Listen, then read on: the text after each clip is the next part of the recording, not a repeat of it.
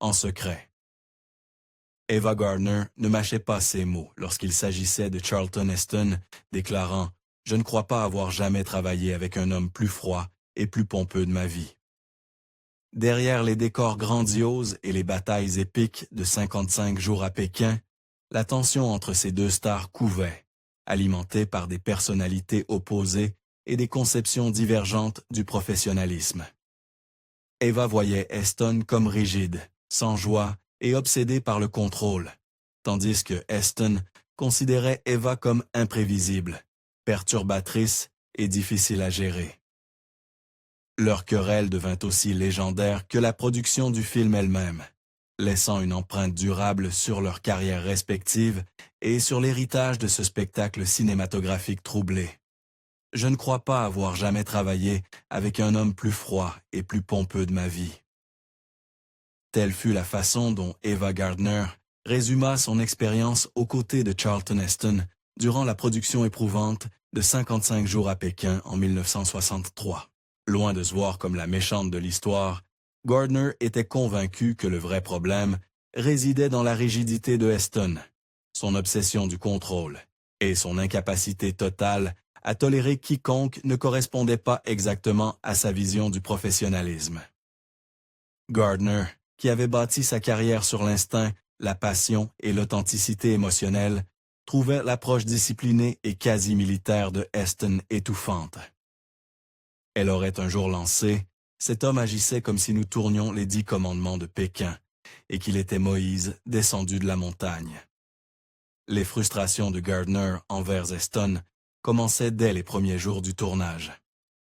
Selon ses biographes et ses correspondances privées, elle trouvait l'attitude de Heston froide, sans humour et désespérément prétentieuse.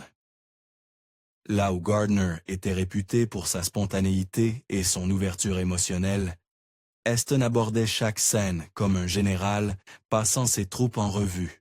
Son obsession du détail, qu'il s'agisse de l'angle de son chapeau, du rythme de ses répliques ou du placement exact des accessoires, la laissait étouffée et sans inspiration.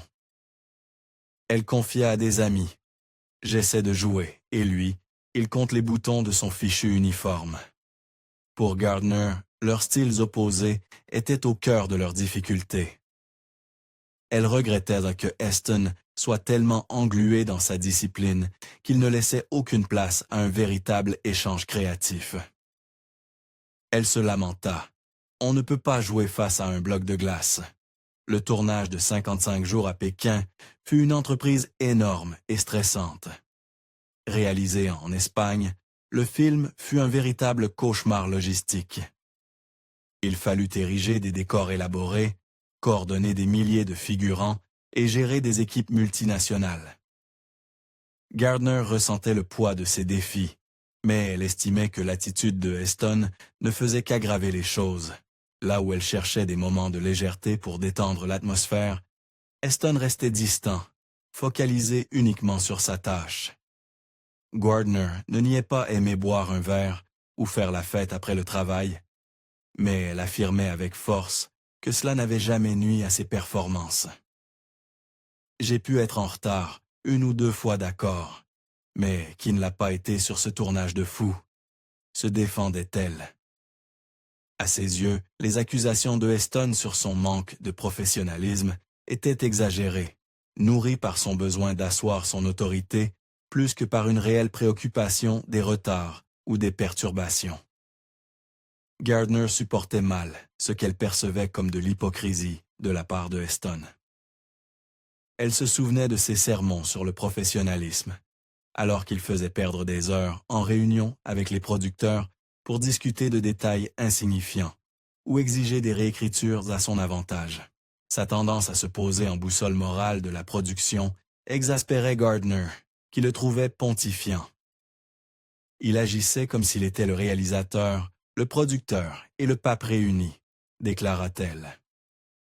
Et si Heston s'entendait bien avec son partenaire à l'écran David Niven, un homme que Gardner admirait également, elle trouvait que le charme naturel de Niven ne faisait que souligner à quel point Heston paraissait raide et songeois. Gardner confiait à ses amis qu'elle se sentait isolée sur le plateau, sans allié pour contrebalancer la présence écrasante de Heston. Le style personnel de Gardner avait toujours été en décalage avec les attentes du système hollywoodien. Farouchement indépendante, elle refusait de se laisser dompter par les réalisateurs, les producteurs ou ses partenaires de jeu. Ses amours, ses soirées arrosées, ses escapades nocturnes, tout cela faisait partie d'elle, et elle ne s'en excusait pas. Mais derrière cette façade de défi, se cachait une artiste qui se consacrait pleinement à son travail. Gardner se voyait comme une femme qui donnait tout devant la caméra, même si elle refusait de se plier aux règles en dehors du plateau. Elle pensait que ses conflits avec Heston n'étaient pas dus à un manque de professionnalisme, mais à son incapacité à accepter une femme forte qui refusait de se soumettre à sa vision rigide des choses. Les défis monumentaux de la production ne firent qu'aggraver leur relation tendue. L'ampleur du film, nécessitant le recrutement de centaines de figurants asiatiques à travers l'Europe, provoqua des maux de tête logistiques constants. Gardner observait avec stupéfaction l'impact de la production sur la restauration chinoise de villes comme Londres et Marseille, dont les personnels quittèrent les restaurants pour travailler sur le film. Le stress était omniprésent, mais au lieu de souder l'équipe, il accentuait les divisions. Le réalisateur Nicolas Ray, lui-même, aux prises avec des démons personnels et des problèmes de santé, peinait à garder le cap. Gardner pensait que son approche trop distante laissait Heston imposer sans entrave ses tendances autoritaires. « Il n'y avait pas de capitaine à bord », remarqua-t-elle, « juste une bande de marins tirant chacun de son côté. » Lorsque le tournage prit fin, Gardner ressentit surtout du soulagement, pas de regret. Son dernier souvenir de Heston ne fut pas celui d'un partenaire respecté, mais d'un homme avec lequel elle espérait ne jamais retravailler. Pourtant, aussi peu qu'elle l'appréciait, elle ne pouvait nier qu'il était professionnel à sa manière, simplement pas d'une manière compatible avec son esprit. La tension entre eux devint une légende hollywoodienne, citée dans des ouvrages et des interviews comme l'un des duos les plus mal assortis de l'époque. 10 ans plus tard, lorsque le destin les réunit à nouveau pour Tremblement de terre en 1974, Gardner aborda le projet avec prudence.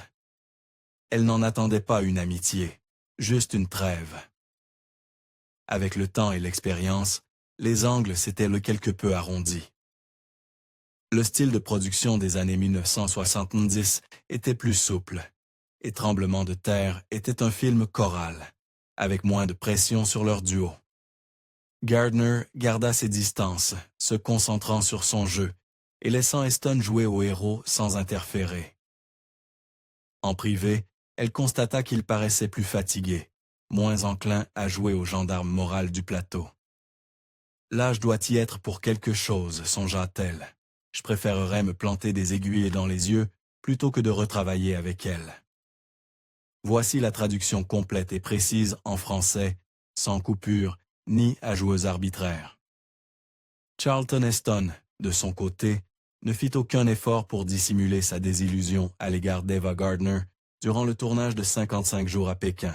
Dans son autobiographie Indie Arena, Heston écrivit sans détour « Je préférerais me planter des aiguilles dans les yeux plutôt que de retravailler avec elle. » Heston, réputé pour sa discipline et son respect du métier, trouvait le comportement de Gardner intolérable. Il la décrivit comme une tyran sur le plateau, une force qui perturbait la production et épuisait la patience des acteurs comme de l'équipe technique. Gardner, icône célébrée du grand écran, se présentait, dit-on, en retard aux prises, luttait contre ses problèmes d'alcool et se heurtait régulièrement à ses collègues, compliquant encore davantage un tournage déjà difficile. Heston opposait son expérience avec Gardner à son plaisir de travailler aux côtés de David Niven, qui louait pour son professionnalisme et son charme, allant jusqu'à dire que c'était un délice de collaborer avec lui. Les critiques d'Heston envers Gardner allaient bien au-delà de son comportement sur le plateau. Il se rappelait des incidents précis qui avaient cristallisé son aversion pour cette collaboration. L'un de ces exemples était l'habitude de Gardner de retarder la production par ses exigences ou ses sautes d'humeur. Heston remarquait que la célébrité de Gardner semblait la protéger des conséquences qu'auraient subies des acteurs moins connus pour une conduite similaire. Les membres de l'équipe marchèrent sur des œufs autour d'elle pour éviter d'aggraver les retards. Les habitudes de boisson de Gardner auraient aussi accentué les tensions. Selon Heston, son état d'ébriété entraînait des comportements erratiques et compromettait ses performances. Cette réalité le frustrant profondément, lui qui mettait un point d'honneur à la ponctualité, la préparation et à une éthique de travail rigoureuse. Malgré ces difficultés, Heston n'était pas entièrement insensible au charme légendaire de Gardner. Il reconnaissait que, malgré tout le tumulte qu'elle causait, sa beauté et son charisme étaient indéniables. Il décrivit un moment inoubliable lors d'une fête à Madrid après la fin du tournage. Heston vit Gardner, resplendissante et digne, se tenant dans la circulation alors qu'elle ételait un taxi. Elle tenait sa cape de soirée rouge comme un tort héros, effectuant des passes de Véronique gracieuse face aux voitures qui approchaient. « C'était inoubliable », écrivit Heston. « Mon souvenir le plus vif de cette femme extraordinaire. » Cette scène, gravée dans l'esprit de Heston, résumait le paradoxe de la personnalité de Gardner, exaspérante sur un plateau, mais capable d'une grâce et d'un style captivant que peu pouvaient égaler. Lorsqu'ils furent à nouveau choisis ensemble pour Tremblement de terre, Heston aborda le projet avec prudence. Les souvenirs de 55 jours à Pékin restaient vifs, mais il espérait que le temps écoulé aurait apaisé les tensions. À son grand soulagement, les frictions qui avaient autrefois défini leur relation professionnelle semblaient s'être atténuées. La nature chorale de Tremblement de terre et la forte présence des effets spéciaux et du spectaculaire limitèrent les interactions directes entre Heston et Gardner. Heston maintint une distance professionnelle, concentré sur les défis techniques du film et évita de rouvrir de vieilles blessures. Il admit plus tard que l'expérience avait été bien plus sereine, même si la camaraderie qu'il avait connue avec d'autres partenaires était absente. « Nous étions courtois », nota-t-il, mais la chaleur n'y était pas. Elle ne pouvait plus l'être, pas après Pékin. 55 jours à Pékin fut le 20e film le plus lucratif de l'année 1963. Au-delà de la querelle largement médiatisée entre Charlton Heston et Ava Gardner, 55 jours à Peking a su se forger sa propre place dans l'histoire comme un exemple monumental du cinéma épique du milieu du XXe siècle. Une production ambitieuse qui éblouit par son spectacle, même si elle faillit sur le plan du développement des personnages et de la profondeur historique. Le film, qui se déroule sur fond de révolte des boxeurs dans la Chine de 1900, réunit quelques-unes des plus grandes vedettes de l'époque, Heston, Gardner et David Niven, et fut dirigé par Nicholas Ray, jusqu'à ce que des problèmes de santé l'obligent d'acquitter le tournage prématurément. En dépit des tensions sur le plateau et des tumultes en coulisses, le film achevait marquant les esprits du public comme de la critique, tant par sa splendeur visuelle que par son statut de l'un des derniers grands spectacles internationaux qui dominaient le cinéma des années 1950 et du début des années 1960. La critique de l'époque reflète avec une grande clarté les forces et les faiblesses du film. Bosley Crowther du New York Times résuma le sentiment général des critiques, en décrivant 55 jours à Pékin comme une œuvre d'action parfois palpitante et entraînante qui devrait tenir les spectateurs en haleine, même si leur intellect reste confus. Il loua le spectacle et le rythme du film, tout en déplorant le manque de profondeur des personnages et d'assises historiques, affirmant que les protagonistes avaient autant de profondeur que des figures occidentales et orientales sur une tapisserie chinoise. Sa critique mettait en lumière un reproche central qui poursuivrait le film au fil des décennies. offrir de l'action al dente et des images époustouflantes, sans véritablement éclairer les événements historiques complexes qu'il mettait en scène. Jane Arnell de Variety partageait cet avis, saluant les décors et la photographie de Jack Hildyard, mais regrettant que les personnages ne reflètent pas l'intensité de la lutte. De même, Philip K. Schuller du Los Angeles Times vantait la magnificence des couleurs du film, établissant des parallèles flatteurs avec l'épopée précédente de Bronston le Ced, tout en reconnaissant que les personnages n'étaient guère plus que des stéréotypes pris dans un mélodrame. Malgré ses critiques sur le plan narratif et des personnages, les réalisations visuelles du film furent largement saluées. Le Time Magazine qualifia 55 jours à Pékin de picturalement magnifique, mettant en avant des moments tels que un soleil orange se levant sur les pics de la cité interdite et le climax explosif autour de l'arsenal impérial. Le critique souligna qu'alors que le véritable siège avait duré 55 jours éprouvants, le public pouvait se réjouir d'y assister en seulement 2 heures et demie. Dorothy Masters du New York Daily News se montra parmi les plus généreuses, attribuant 4 étoiles au film et le louant comme un drame puissant d'intérêt mondial avec une rare intégrité au milieu du spectacle. Même ceux qui restaient critiques du contenu dramatique du film s'accordaient à dire qu'il tenait de ses promesses en matière de grandeur visuelle. Les résultats au box-office racontèrent toutefois une histoire plus nuancée. Avec un budget de production ayant atteint la somme alors colossale de 10 millions de dollars, 55 jours à Pékin devait être un immense succès pour rentabiliser son investissement. Aux États-Unis, il fut considéré comme un échec commercial. Bien qu'il ait rapporté 10 millions de dollars à rendre recettes brutes, seuls 5 millions furent perçus en location théâtrale. À peine de quoi couvrir les coûts, bien en deçà des attentes. Il se classa au 20e rang des films les plus rentables de 1963, un résultat honorable sur le papier, mais insuffisant pour compenser ses dépenses de production. En revanche, le film connut un bien meilleur accueil à l'international, où les spectateurs furent non plus attirés par son spectacle et son casting international. Bien que les chiffres précis des recettes étrangères soient rares, il est largement reconnu que les revenus mondiaux permettent d'amortir l'impact de ces résultats décevants aux États-Unis. Malgré cet accueil mitigé et ses difficultés financières sur le marché américain, 55 jours à Pékin obtiennent une reconnaissance de l'Académie. La musique du film fut nommée 2 fois aux Oscars en 1964.